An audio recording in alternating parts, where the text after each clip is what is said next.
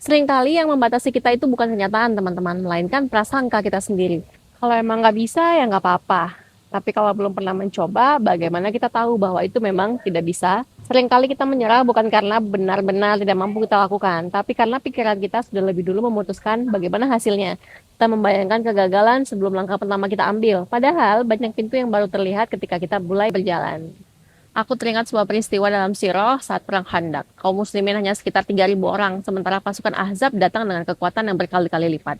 Secara logika, peluang untuk bertahan terasa begitu kecil. Di tengah keadaan itu, Salman Al-Farisi mengusulkan sesuatu yang asing bagi bangsa Arab, yaitu menggali parit sebagai benteng pertahanan.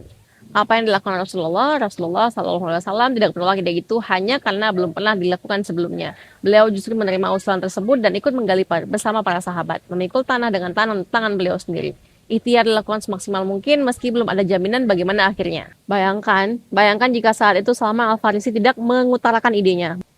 Ya, tentu saja ini atas izin Allah.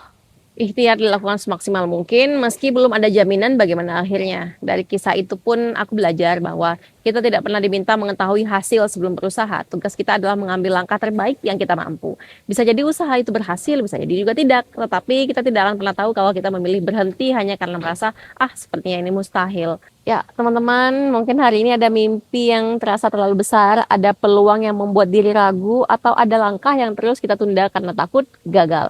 Nggak apa-apa kok jika nanti ternyata jalannya memang bukan untuk kita, namun jangan biarkan rasa takut mengambil keputusan sebelum Allah menunjukkan jawabannya.